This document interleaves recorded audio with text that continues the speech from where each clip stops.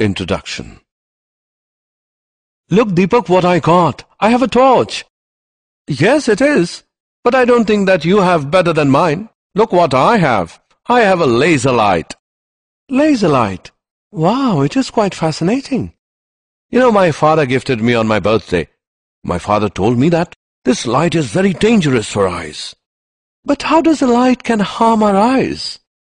Actually, it is a light of narrow frequency, and light has its application in the field of physics.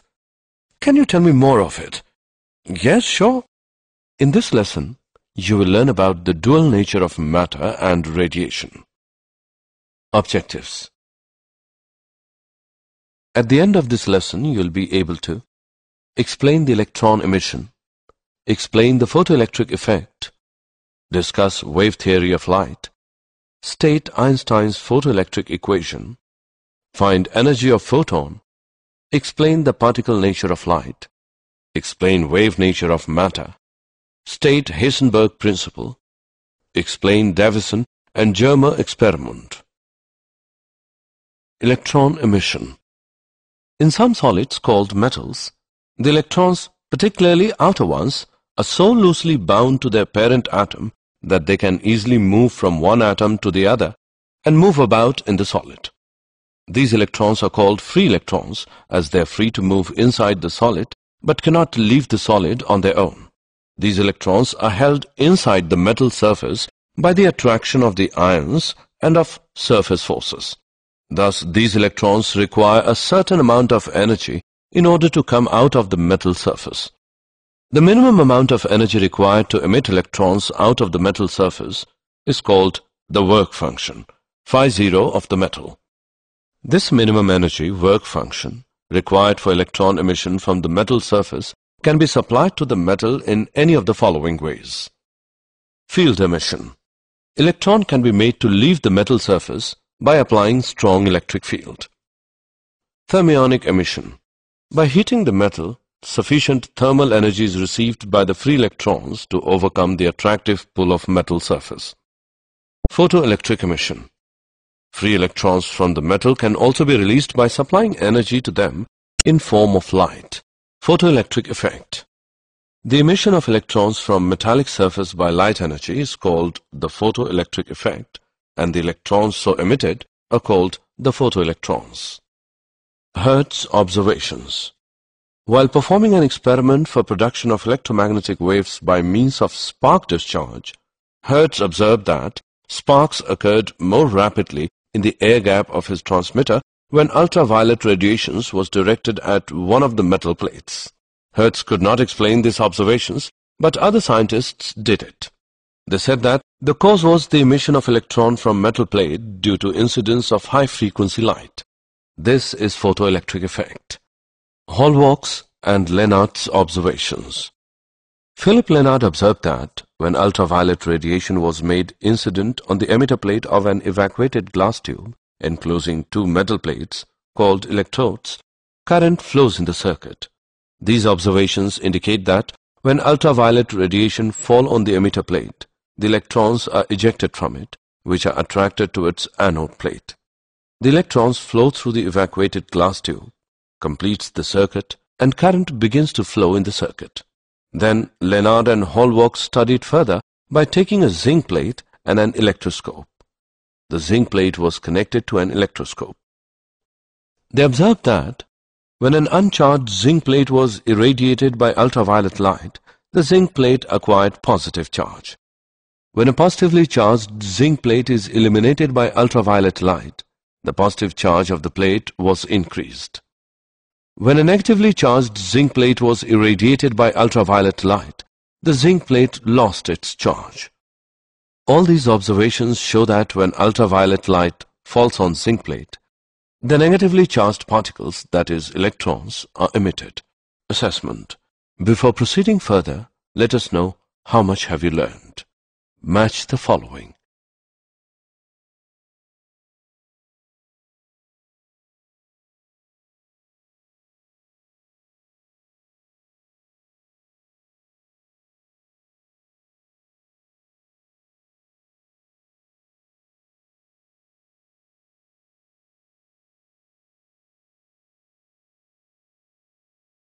experimental study of photoelectric effect, apparatus and circuit.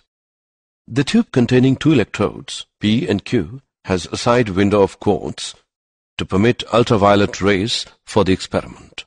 A source of radiation is suitably placed in front of the window such that the radiation falls on Q. P and Q are connected to a voltmeter with zero center.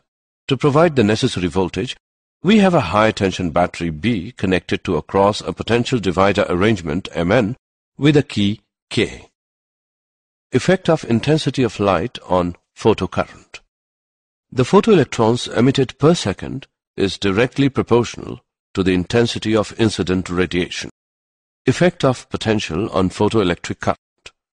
Curve A is for low intensity of the incident radiation and curve B is for high intensity of the incident radiation.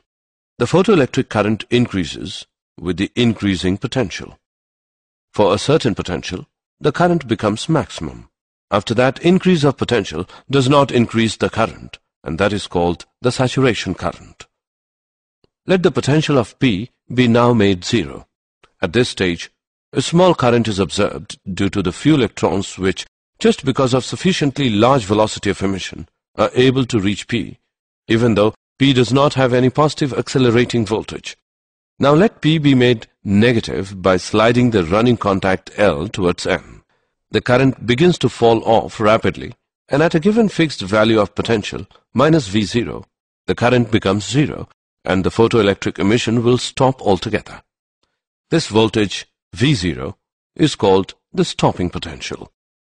Photoelectric current is zero when the stopping potential is sufficient to repel even the most energetic photoelectrons with the maximum kinetic energy, Kmax, so that Kmax is equal to EV0. Effect of frequency of incident radiation on stopping potential. Photoelectric current remains unaffected by change of frequency, but stopping potential increases with increase of frequency of incident light. If we plot a graph for stopping potential V0 against frequency of incident light, it is in the form of a straight line. If frequency is continuously decreased, the stopping potential becomes zero at a certain frequency. This frequency is called the threshold frequency. Thus, threshold frequency is the minimum frequency of incident light at which the stopping potential or maximum kinetic energy of emitted electrons becomes zero. If the frequency of incident light becomes less than the threshold frequency, the photoelectric effect does not occur. Photoelectric effect and wave theory of light. According to wave theory, the kinetic energy of photoelectrons must depend on the intensity of incident light.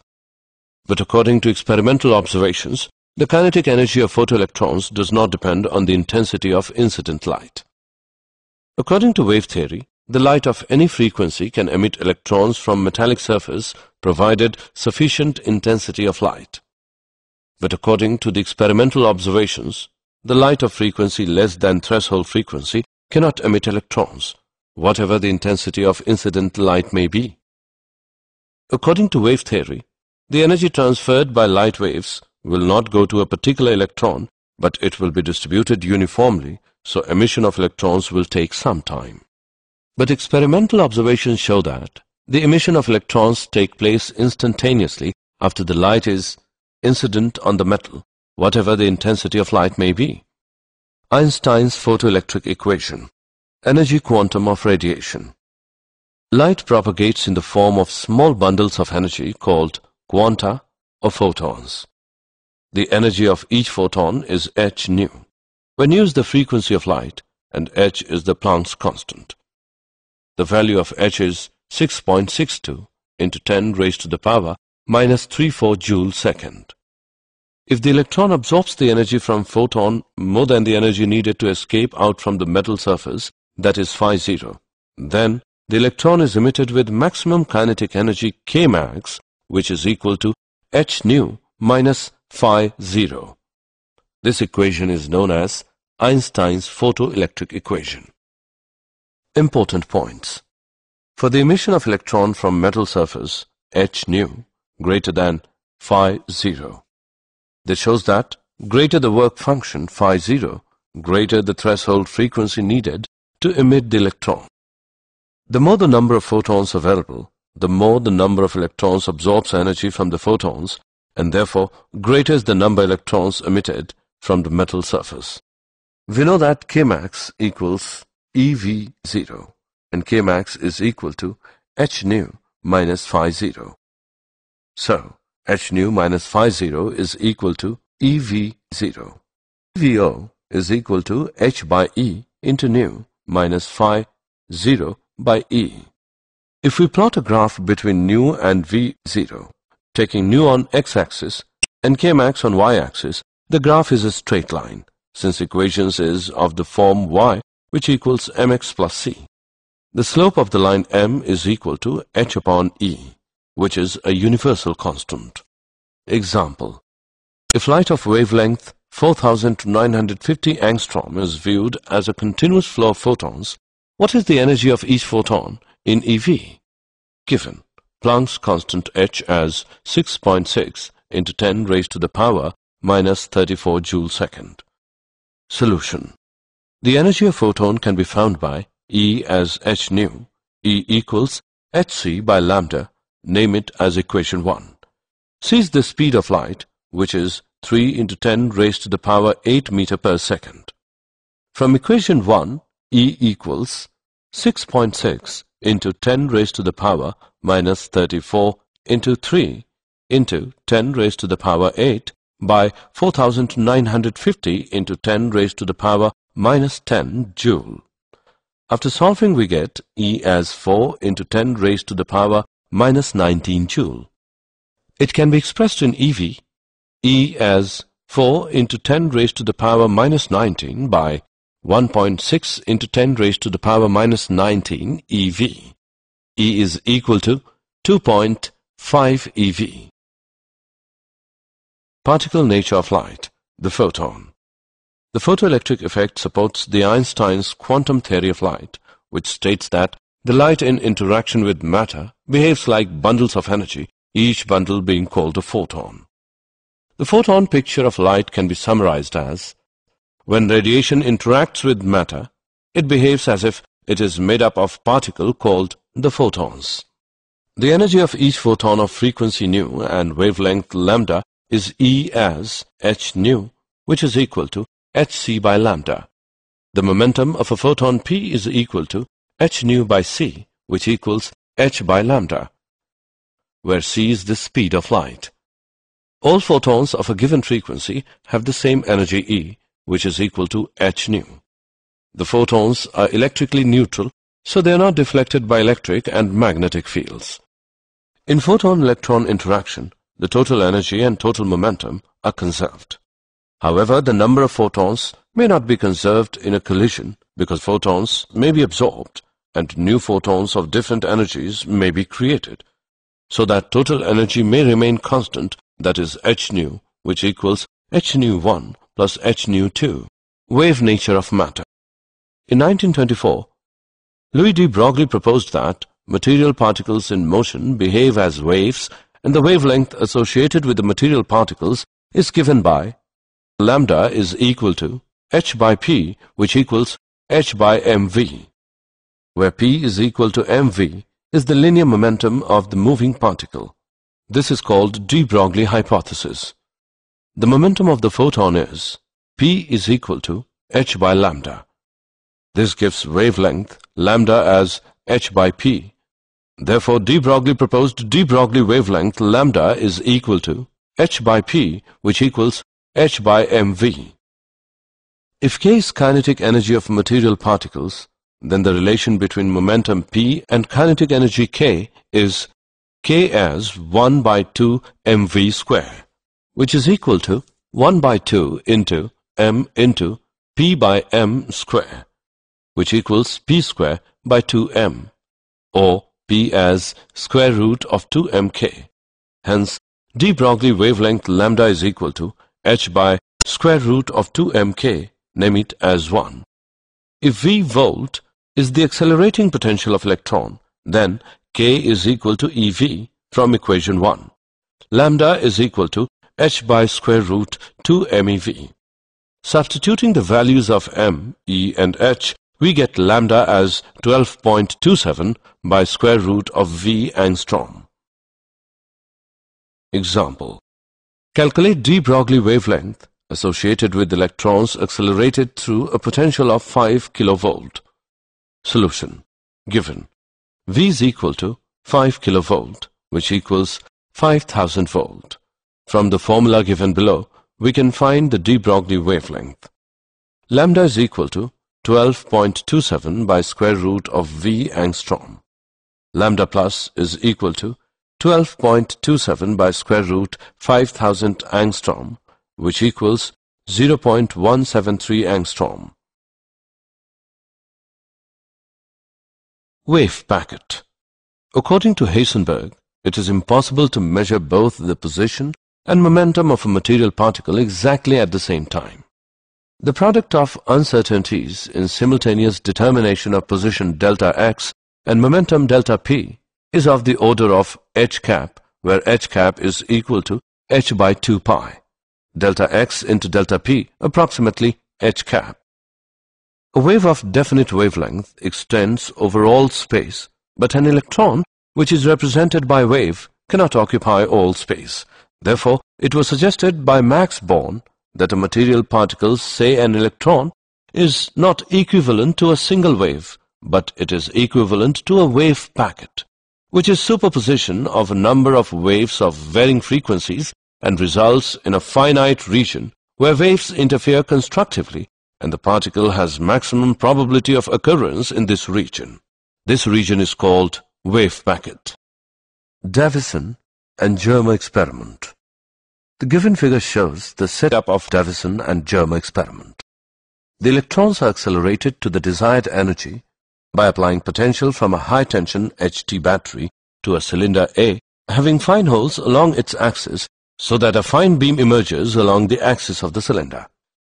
The beam is directed at a block of nickel crystal known as the target T that is capable of rotating about an axis parallel to the incident beam direction.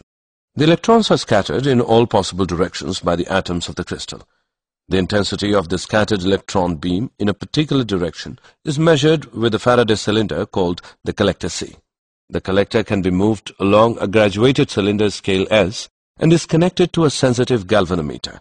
The deflection of the galvanometer is proportional to the intensity of scattered electron beam entering the collector.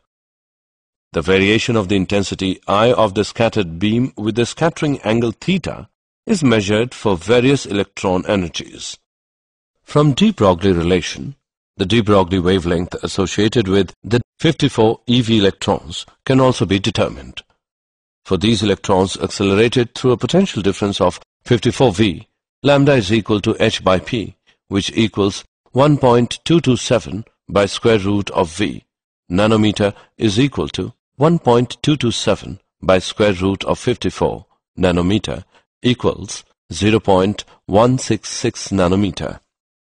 The Davisson-Germer experiment thus provides direct verification of de Broglie hypothesis of wave nature of material particles. Did you know? In 1905, Albert Einstein was a German-born theoretical physicist who explained the photoelectric effect. In 1924, Louis de Broglie gives his theory on wave-particle duality. Summary. Let us summarize what we have learned. The minimum amount of energy required to emit electrons out of the metal surface is called the work function phi0 of the metal. The energy can be supplied in three ways: field emission, thermionic emission, photoelectric emission. The emission of electrons from metallic surface by light energy is called the photoelectric effect, and the electrons so emitted are called the photoelectrons. Photoelectric current depends upon intensity of incident light, applied potential, frequency of incident light. Einstein's photoelectric equation. Kmax is equal to h nu minus phi0, where Kmax is the maximum kinetic energy. Nu is the frequency of light. Phi0 is the work function of the metal surface. Einstein's quantum theory of light states that the light in interaction with matter behaves like bundles of energy, each bundle being called a photon. The energy of each photon of frequency nu and wavelength lambda is E equals h nu. de Broglie wavelength lambda is equal to h by square root of 2 mk, where k is kinetic energy of material particles. Heisenberg principle states that it is impossible to measure both the position and momentum of a material particle exactly at the same time. The Davisson and Germer experiment provides direct verification of de Broglie hypothesis of the wave nature of material particles.